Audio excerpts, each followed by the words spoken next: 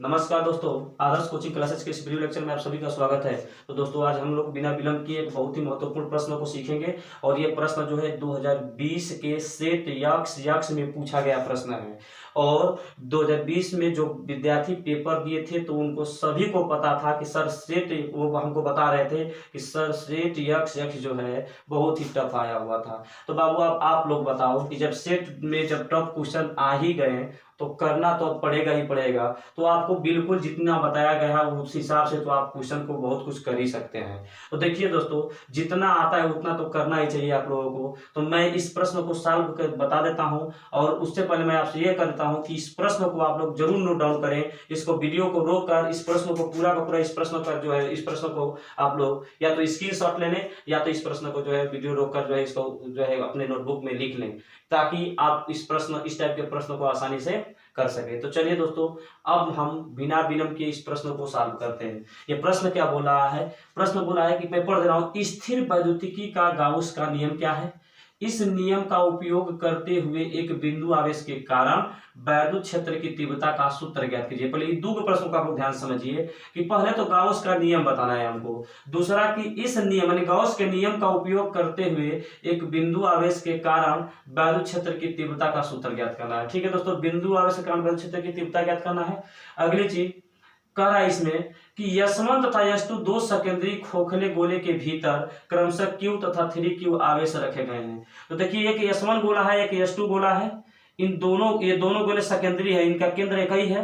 इन गोलों के भीतर एक गोले पर Q आवेश, दूसरे पर 3Q आवेश रख दिया गया है। तो नंबर 1 प्रश्न कर रहा है कि S1 तथा S2 से संबद्ध वैद्युत फ्लक्स का अनुपात, S1 से संबद्ध वैद्युत फ्लक्स और S2 से संबद्ध वैद्युत फ्लक्स का अनुपात ज्ञात करना है। दूसरी चीज, यदि S1 के भीतर 3 परावर्तनांक का माध्यम रख दिया जाए, S1 के भीतर 3 परावर्तनांक का माध्यम रख दिया जाए तो S1 से बद्ध फ्लक्स में परिवर्तन क्या होगा? तो ठीक है दोस्तों, तो इस प्रश्न को हम लोग सॉल्व करते हैं। तो इसमें सबसे पहला जो क्वेश्चन है इस प्रश्न को हम लोग करते हैं। पहला प्रश्न इसमें है कि गाउस का नियम, गाउस का नियम, गाउस का नियम या गॉस का नियम। आपको गाउस का नियम या गॉस का नियम मैं पीछे के वीडियो में बता चुका हूं, क्योंकि ये चैप्टर 2 का मैं बहुत वीडियो बना चुका, तो उसको आप लोग पीछे जाकर प्लेलिस्ट में जाकर उसको देख सकते हैं। तो गाउस का नियम मैं एक बार बोल दे रहा हूं, जिनको दिक्कत होगा यहाँ पर नोट डाउन भी कर लेंगे। मैं बोल दे रहा हूं, बस बोल दूंगा, उसको याद कर लेंगे। तो क्या गाउस का नियम होता है? वैद्युत क्षेत्र में स्थित, वैद्युत क्षेत्र में स्थित कोई वैद्युत क्षेत्र होगा, उसमें स्थित किसी बंद पृष्ठ से, किसी बंद पृष्ठ, ऐसी बंद पृष्ठ होगा, बंद पृष्ठ होकर गुजरने वाला वैद्युत फ्लक्स, वैद्युत फ्लक्स को फाई ई से दिखाते हैं। वैद्युत क्षेत्र में स्थित किसी बंद पृष्ठ से होकर गुजरने वाला वैद्युत फ्लक्स फाई ई उस पृष्ठ द्वारा घेरे गए कुल आवेश Q का, उस पृष्ठ द्वारा घेरे गए कुल आवेश Q का 1/में एप्सिलॉन 0 गुना होता है, अर्थात फाई ई बराबर Q/में एप्सिलॉन 0। यही जो है गाउस का प्रमेय है दोस्तों। एक बार फिर से बोलता हूं, नोट डाउन कर लेंगे। वैद्युत क्षेत्र में स्थित किसी बंद पृष्ठ से होकर गुजरने वाला वैद्युत फ्लक्स फाई ई उस पृष्ठ द्वारा घेरे गए कुल आवेश Q का 1/में एप्सिलॉन 0 गुना होता है। यही गाउस का प्रमेय है, अर्थात फाई ई बराबर Q/में एप्सिलॉन 0। तो दोस्तों मैं इस प्रश्न, एक प्रश्न आपका सॉल्व हो चुका है। दूसरा प्रश्न क्या है कि इस नियम का उपयोग करते हुए वैद्युत बिंदु आवेश का कारण वैद्युत क्षेत्र की तीव्रता ज्ञात करना है दोस्तों। तो चलिए इसी नियम का उपयोग करेंगे और वैद्युत क्षेत्र की तीव्रता निकालेंगे। तो ठीक है, इस प्रश्न को मैं मिटा रहा हूं, आप लोग लिख लिए होंगे इस प्रश्न को। तो चलिए इस प्रश्न को मिटाया जा रहा है दोस्तों और इस प्रश्न को सॉल्व करने का प्रयास किया जा रहा है। ठीक है, तो पहले मैं यहाँ तक मिटा देता हूँ और इसको सॉल्व करता हूँ। ठीक है दोस्तों, यहाँ तक प्रश्न को मैं सॉल्व कर देता हूँ। तो कह दिया है कि इस नियम का उपयोग करते हुए एक बिंदु आवेश के कारण वैद्युत क्षेत्र का तीव्रता का सूत्र ज्ञात करना है। तो नियम हमारे पास क्या है? गॉस का नियम का प्रयोग करना है। तो गॉस का नियम में वैद्युत क्षेत्र में क्या होता है? तो कहेंगे सर एक बंद पृष्ठ होता है। तो मैंने किया क्या है कि एक बंद पृष्ठ, बंद गोलीय पृष्ठ ले लिया, बंद गोलीय गॉसियन पृष्ठ ले लिया, जिसका केंद्र O और त्रिज्या क्या है दोस्तों? R है। ठीक है, इसके केंद्र O पर Q आवेश रख दिया गया है और इसके केंद्र जब O पर Q आवेश रख दिया गया है तो इसी से R दूरी जो P है, इसी पर हमको वैद्युत क्षेत्र की तीव्रता निकालना है। ठीक है दोस्तों, तो यही हमको प्रश्न कहा है। इस प्रश्न को आप लोग ध्यानपूर्वक समझेंगे। है क्या प्रश्न कि एक जो है हमको क्या लेना है, जब गॉस के नियम का प्रयोग करके बिंदु आवेश, ये बिंदु आवेश हो गया कि कारण किसी दूरी पर जो है वैद्युत क्षेत्र की तीव्रता निकालना है, तो हमने क्या लिया, सबसे पहले एक काम किया कि एक बंद गॉसियन पृष्ठ ले लिया, एक बंद गोलीय गॉसियन पृष्ठ लिया जिसका केंद्र O और त्रिज्या क्या है R है। इस गॉसियन पृष्ठ के केंद्र O पर Q आवेश रखा गया है, तब हमको बिंदु P पर क्या निकालना है, वैद्युत क्षेत्र की तीव्रता निकालना। तो इसके बारे में क्या लिखेंगे, इसके माना में तो लिखेंगे माना एक बंद गोलीय गॉसियन पृष्ठ, एक बंद गोलीय गॉसियन पृष्ठ, एक बंद गोलीय गॉसियन पृष्ठ जिसकी त्रिज्या स्मॉल r तथा केंद्र O है। ठीक है दोस्तों, इसके केंद्र O पर Q आवेश रखा गया है, ठीक है दोस्तों।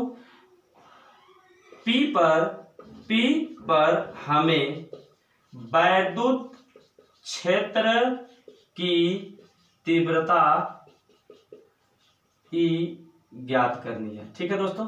इस बात को आप लोग याद रखेंगे, ठीक है। तो मैंने क्या बोला कि माना एक बंद गोलीय गॉसियन पृष्ठ जिसकी त्रिज्या स्मॉल r तथा केंद्र O है, O पर Q आवेश को रख दिया गया है और P पर हमें वैद्युत फ्लक्स की तीव्रता ज्ञात करनी है। तो जब P पर वैद्युत फ्लक्स की तीव्रता ज्ञात करनी है, वैद्युत क्षेत्र की तीव्रता ज्ञात करनी है, वैद्युत क्षेत्र की तीव्रता E का मान ज्ञात करना है, तो देखिए इसके लिए क्या करेंगे, तब याद करेंगे, तब हम लोग क्या काम करेंगे। अब दोस्तों हम लोग यही काम करेंगे इसमें, तो तब हम लोग क्या करते हैं, इस पृष्ठ से होकर गुजरने वाला वैद्युत फ्लक्स फाई ई, इस पृष्ठ से होकर गुजरने वाला वैद्युत फ्लक्स फाई ई, तब पृष्ठ से होकर गुजरने वाला वैद्युत फ्लक्स जो फाई ई होगा, आप लोगों को पता होना चाहिए दोस्तों, चूंकि गॉसियन पृष्ठ है कैसा, बंद है, तो बंद समाकलन के लिए चिन्ह लगा देंगे हम लोग ये, ठीक है दोस्तों।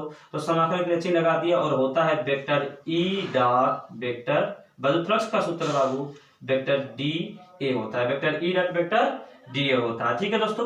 अब यहाँ पे एक बात बताएंगे आप लोग, ये बंद गोलीय पृष्ठ है, तो यहाँ पर हम लोग इस फ्लक्स का मान निकालने के लिए वैद्युत फ्लक्स देखिए D के साथ जो लगा होता है वही समाकलन के अंदर रहेगा, बाकी E बाहर होगा, तो E को मैं बाहर यहाँ पर निकाल दे रहा हूँ, और जो समाकलन आप DA है, बंद समाकलन आप D है, अर्थात पूरा बंद समाकलन है, तो इसका क्या है, ये क्षेत्रफल है, DA क्षेत्रफल है, इसका मतलब इस गोले का हमको क्या निकालना है, क्षेत्रफल निकालना है। तो गोले का क्षेत्रफल होता है 4 पाई r का स्क्वायर, इसको मैंने समीकरण में क्या कर दिया दोस्तों, 1 कर दिया। अब देखिए, तथा गॉस के प्रमेय से,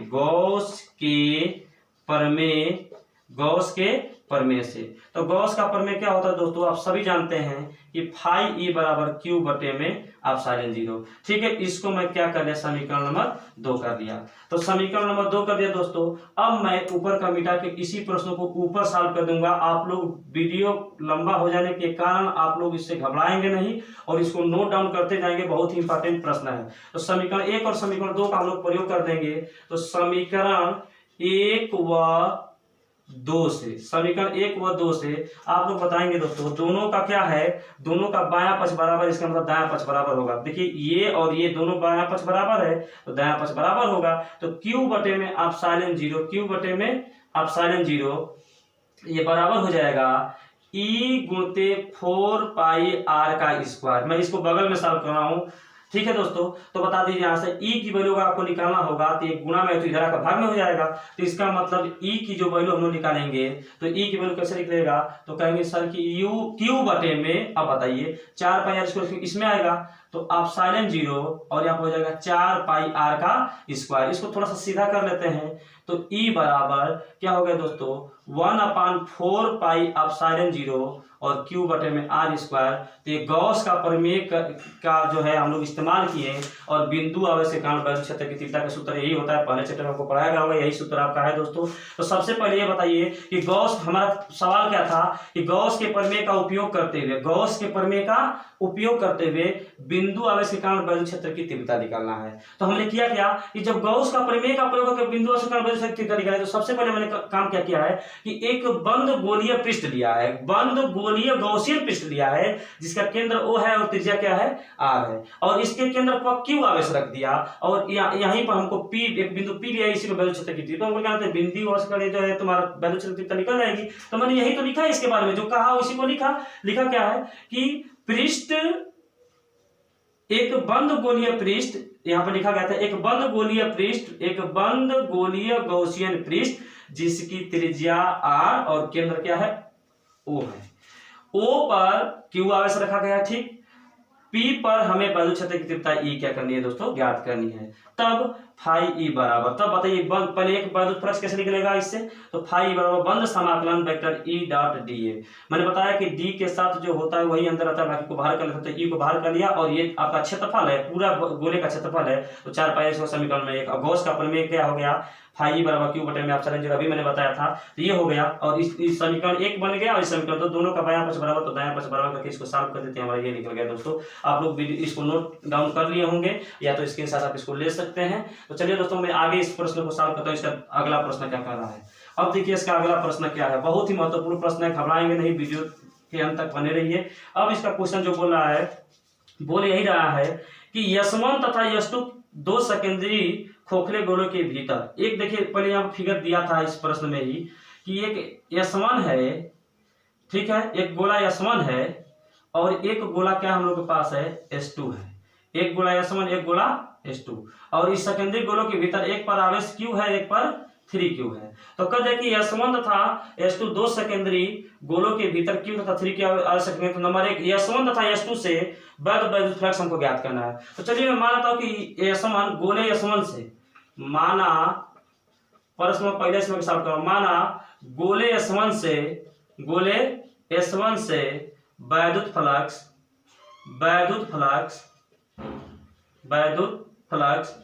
φ1 तथा गोले S2 का, माना गोले S1 का वैद्युत फ्लक्स φ1 तथा गोले S2 का वैद्युत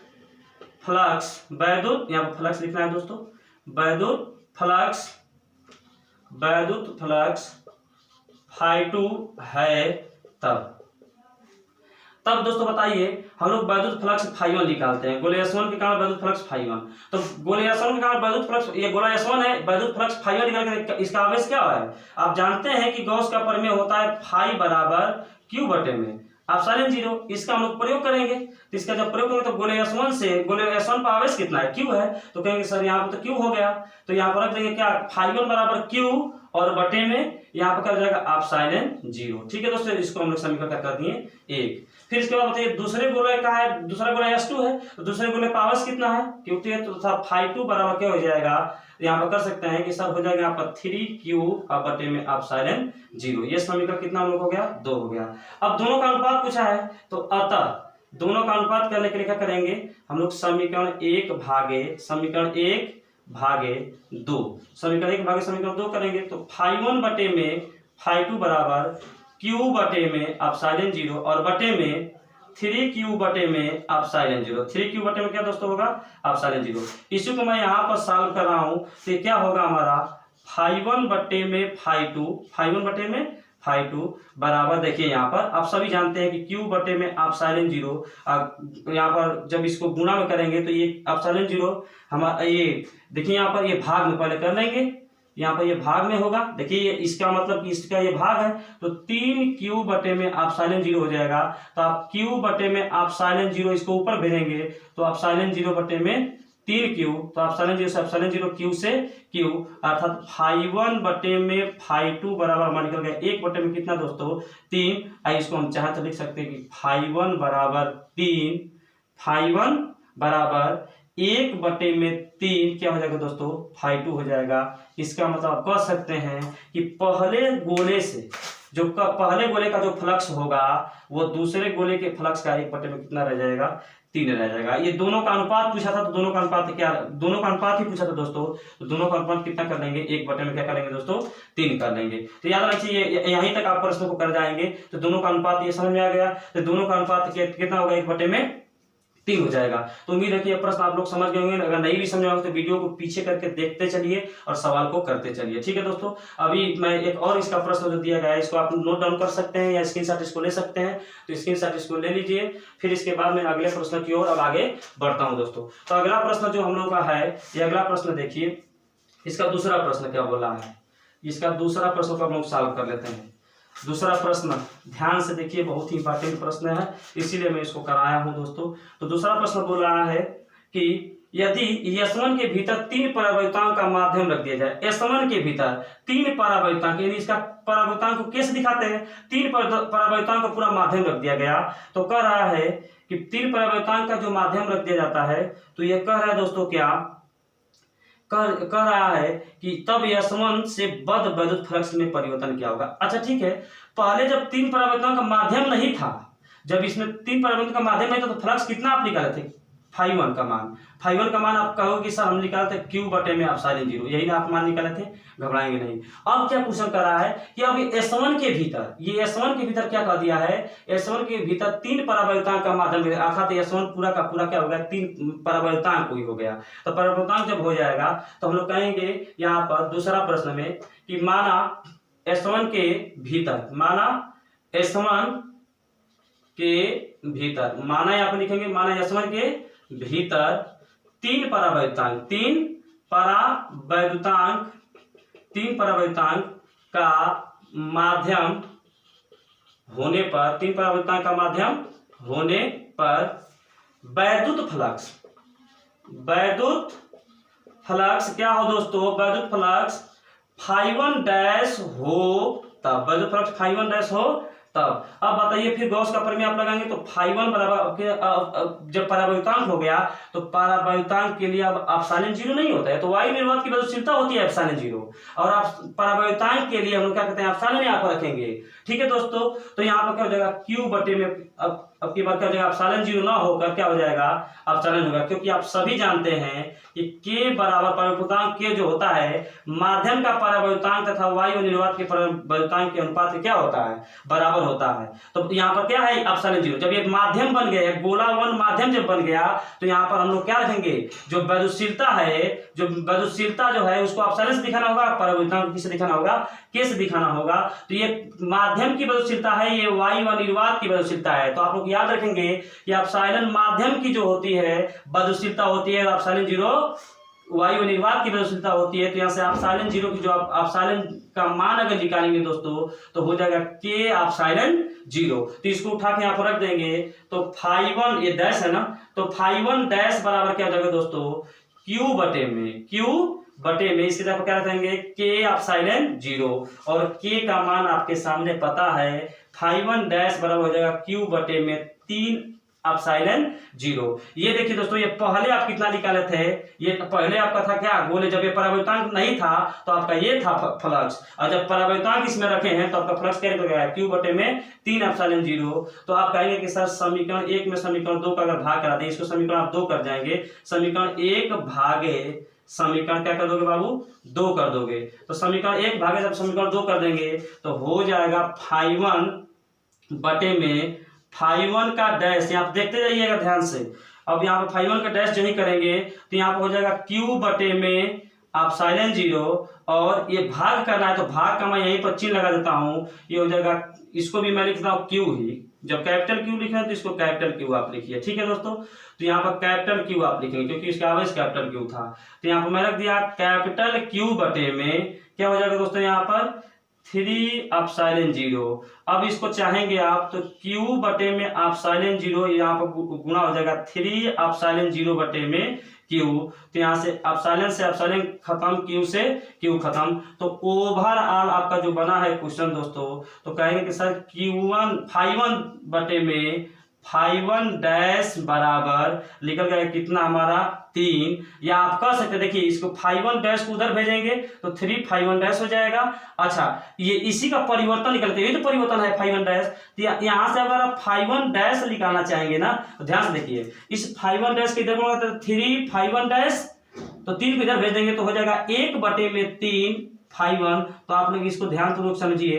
तो कहेंगे ना कि जो जब गोले S1 में परावैद्युतांक k का माध्यम रख दिया जाएगा तो उससे जो फ्लक्स गुजरेगा φ1 डैश, वो प्रारंभिक फ्लक्स जो पहले गुजर रहा था जब माध्यम नहीं था, तो प्रारंभिक फ्लक्स का 1/में कितना हो जाएगा दोस्तों? 3 गुना हो जाएगा। 1/3 गुना, 1/3 गुना हो जाएगा। फिर से सुनिए, देखिए जब इसमें परावैद्युतांक नहीं था तब उसका वैद्युत फ्लक्स φ1 बराबर Q/ε0 था, ठीक है। जब इसमें परावैद्युतांक k रख दिया गया तो तुरंत इसका माध्यम की वैद्युतशीलता एप्सिलॉन हो गई, एप्सिलॉन 0 नहीं हुई। तो एप्सिलॉन जब हो गई दोस्तों, तो अब यहाँ पर जो मैं सॉल्व किया इस प्रश्न को पूरा का पूरा, तो ये प्रश्न जो है यहाँ पर जो प्रश्न सॉल्व कर दिया गया है, तो ये प्रश्न में क्या आया है कि जो फ्लक्स में परिवर्तन यानी मान S1 के भीतर 3 परावैद्युतांक का माध्यम होने पर जो वैद्युत फ्लक्स φ1 दस है, जो वैद्युत फ्लक्स में जो परिवर्तन आया वो प्रारंभिक फ्लक्स का, वैद्युत फ्लक्स में परिवर्तन जब k था तो प्रारंभिक फ्लक्स का 1/3 गुना है। तो आप लोग इसको याद रखेंगे और उम्मीद है कि आपको समझ में आ गया। नहीं समझ तो एक बार और देखेंगे क्योंकि प्रश्न बहुत ही महत्वपूर्ण है, तो इसको नोट डाउन कर लेंगे, ठीक है दोस्तों। जैसे मैं बोला हूं उसको सुनेंगे, अगर साफ साफ वीडियो नहीं बना होगा तो, ठीक है दोस्तों। तो आज के लिए बस इतना ही, बहुत बहुत धन्यवाद।